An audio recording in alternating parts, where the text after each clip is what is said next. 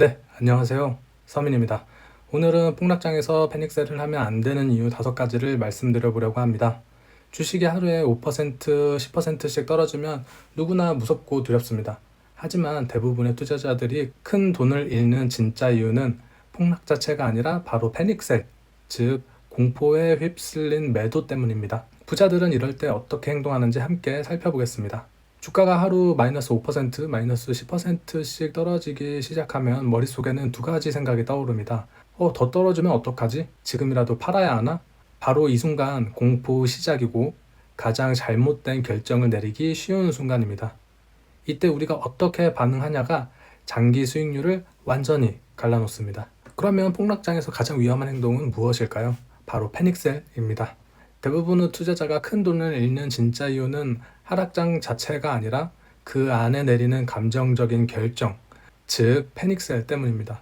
그렇다면 왜 지금이라도 팔면 안 되는지 5가지 이유를 한번 살펴보겠는데요.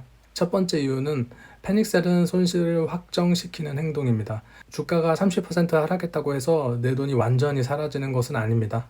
예를 들어서 1,000만 원을 투자해서 30%가 빠지면 평가 금액은 700만 원이 되는데요. 여기서 파는 그 순간 300만 원의 손실이 확정됩니다. 하지만 팔지 않고 회복을 기다리면 원금을 복구할 가능성이 충분히 있죠. 패닉셀은 결국 회복의 기회를 스스로 버리는 행동인 셈입니다. 두 번째 이유는 패닉셀을 하면 최고의 상승을 놓치게 됩니다. 시장은 폭락 직후에 가장 강한 반등이 자주 나옵니다.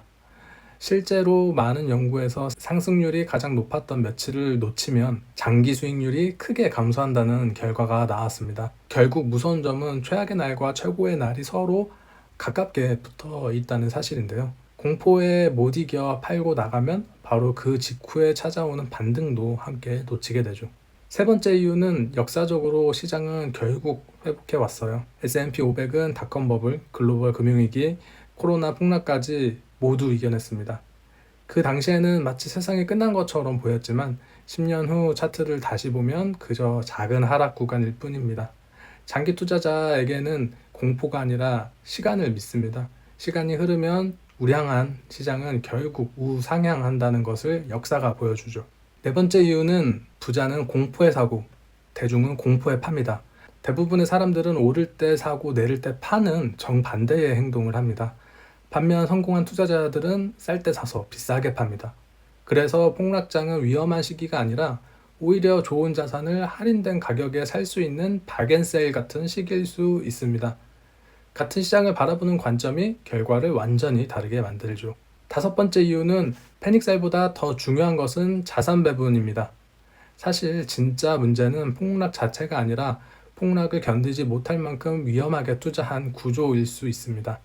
생활비까지 투자했거나 빚을 내서 투자했거나 한 종목에 올인했다면 작은 하락에도 흔들릴 수밖에 없습니다. 그래서 패닉셀을 고민하기 전에 내 포트폴리오가 적절한가를 점검해야 합니다. 적절한 자산 배분이 되어 있다면 그 폭락도 견딜 수 있습니다. 정리하자면 위기를 대하는 2가지 결과가 있습니다. 공포에 휩쓸려 자산을 팔면 손실이 확정이 되고 시장이 회복해도 그 결과를 누리지 못합니다. 반대로 좋은 자산을 계속 보유하면 복리 효과가 이어지고 시간이 지날수록 자산은 다시 성장합니다. 시장은 항상 공포를 만들어 왔지만 장기적으로 끝까지 인내한 투자자에게는 막대한 보상이 왔다는 사실을 기억해야 합니다. 마지막으로 강조드리고 싶은 말이 있어요. 폭락장은 모든 투자자에게 한 번쯤 겪게 됩니다. 하지만 결과는 사람마다 완전히 다르죠. 공포에 팔면 손실이 확정되고 좋은 자산을 계속 보유하면 복리는 계속 이어집니다. 폭락장에서 가장 위험한 것은 하락이 아니라 바로 패닉셀입니다. 좋은 자산을 믿고 시간을 내 편으로 만드시기 바랍니다. 우리 구독자 여러분 모두 부자 되시길 바랍니다. 감사합니다.